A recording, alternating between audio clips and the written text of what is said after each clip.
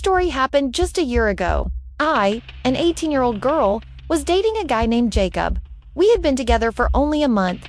When his parents insisted that I come to their house for dinner, I couldn't even imagine that a simple meeting with his family would change their lives forever. His family seemed quite ordinary. His father was a mechanic in his 60s. His mother was a quiet housewife, an older brother, an older sister with a newborn daughter. Everything was going perfectly. Laughter, conversations, food, until we touched on one topic. During dinner, I mentioned my volunteer work at blood drives. At that moment, Jacob's father pointed out that he had a rare blood type, O negative. Jacob added that he too had type O, like his father. But then it turned out that his brother and sister had type AB, and that was the beginning of a strange and unsettling silence at the table.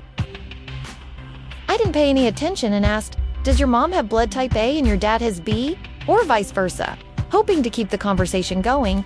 But at that moment, my sister looked at my father in surprise and said, "What? But dad has type O."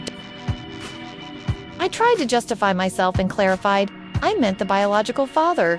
And that's when I noticed Jacob's mother turn pale. The room went dead silent. His father understood, too, without words. The older brother frowned, not understanding what exactly the biological reference meant.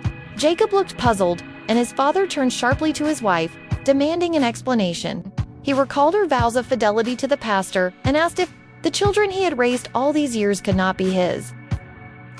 The mother was sobbing, insisting that all the children were indeed his.